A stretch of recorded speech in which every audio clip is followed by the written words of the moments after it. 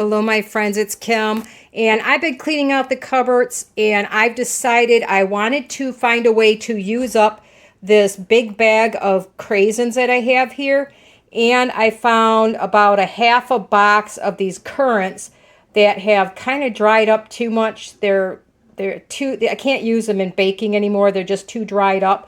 So I was thinking of a way I could use them, and it's apple season. I've already made apple pie filling, apple butter, apple sauce, and I thought it would be cool to make some cranberry apple butter because my daughter loves cranberries, and anyway, had to come up with an idea to use these up. Anytime people give me free food, I don't waste it. I find a way to use it, and my daughter gave me these, and she's going to get most of it back as cranberry apple butter. So how am I going to use them? I have my slow cooker here. I'm using it as a slow cooker today. To that, I added 8 cups of water. And then I put my cranberries and the currants in here. You can see them in there. See the little currants? They're the little dark colored ones. They are really shriveled up to nothing. Well, they've been in here for a little bit, so they're not quite as shrivelly, but anyway, I am going to slow cook these for several hours until they get really soft. And then I have an attachment for my KitchenAid that's a grinder attachment for, it's like, I use it mostly to get seeds and peels out of tomatoes, but I have used it for applesauce and other things like that. So I'm going to use that to help me grind these up later so I can add them to some apples and make some cran apple butter. Anyway, I thought it was a great way to use up something that I just don't know what to do with because I'm not a big craisin fan. And anyway, something I can make and then give back. So once this gets cooked, which like I said, it'll probably be tomorrow before I finish this, I will show you the next step. All right, my cranberries and currants plumped up really, really good. And it's a little after midnight, so I didn't want to pull out my noisy KitchenAid. So I just got my little food mill here because I don't really have that much to do. And I'm just going to get as much of this juice out of here. Sorry, my hand's going to get in the way because of the way I'm set up here. And I'm going to process these down. Here we go. Just turn it a few cranks. It kind of mashes it down. I do reverse so that I get another bit out of it.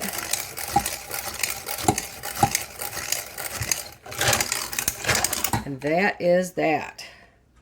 So I'm going to process this until I get all of the juice out.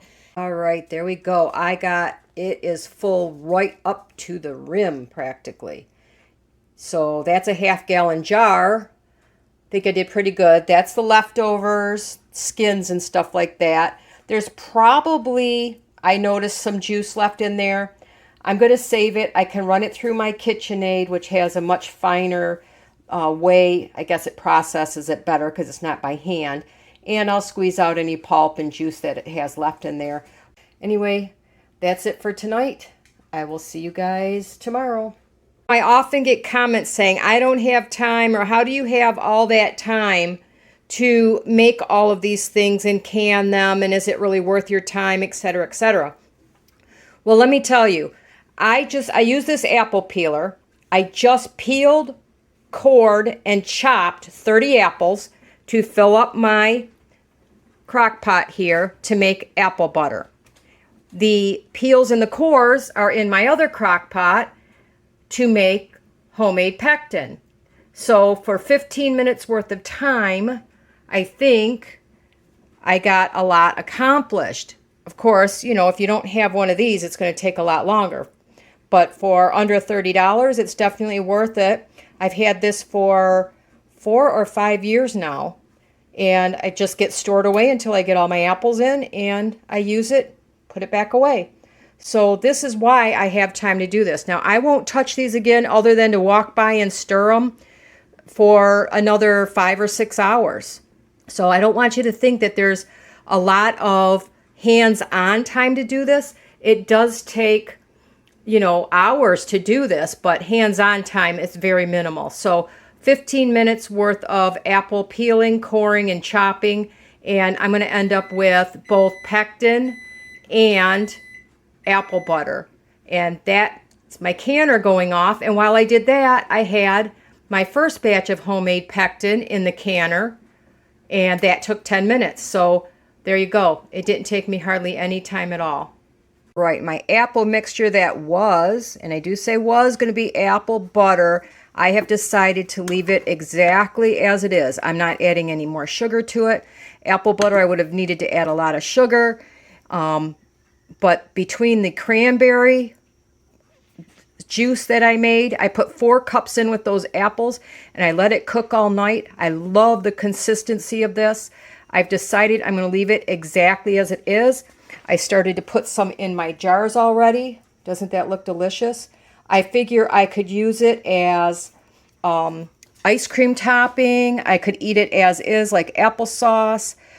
I could make little mini pies out of it. It was just too good to mess with. So I've decided that I'm leaving it exactly where it is. And I'm going to put it in my jars. Now, it's not really applesauce. It's not really apple butter. It's sort of a pie filling. So I had to figure out how I was going to can this. And the apple butter would be 20 minutes. Apple pie filling is 25. So I'm going to err on the side of safety, and I'm going to water bath this for 25 minutes. And I think it's going to be a great addition to my stores because it's, oh my gosh, you guys, it is so good that I don't want to mess with it any further. So anyway, there you go. Sometimes you change your mind and you make things different from what they are, and sometimes they're better. So if you have any questions or comments, please leave them below. Otherwise, you guys have a wonderful day.